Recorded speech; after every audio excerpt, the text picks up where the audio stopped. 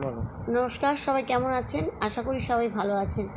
আমি এখানে একটু আজকে তরকারি করব পনিরের, আর সেটা আপনাদের সবাইকে শেয়ার করব। এখানে আছে পনির, আর পনিরগুলো টুকরো করে কেটে নিয়েছি। এখানে আছে গুঁড়ো মশলা, ধনের গুঁড়ো, লঙ্কার গুঁড়ো, জিরের গুঁড়ো, আর এখানে টমেটো কেচাপ, এখানে বাটার, হলুদ গুঁড়ো, আর এখানে আদা বাটা আছে। পাশে মটরশুঁটি রয়েছে। আর এবার আমি একটু তরকারি করব, সেটা আপনাদের দেখাবো।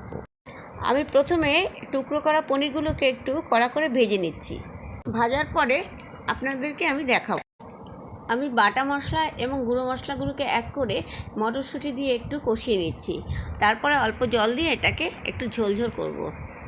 এবার আমি কষানো মশলার মধ্যে একটু জল দিয়ে সেটা ফুটিয়ে নিয়ে পনিরগুলোকে ছেড়ে একটু নাড়াচাড়া করছি। এবার আমার রান্না কমপ্লিট হয়ে গেল।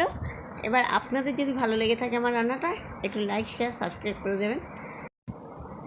আজ দুপুরে রান্না করলাম পনিরের তরকারি, আলুর চোখা, আর হলো পটল ভাপা।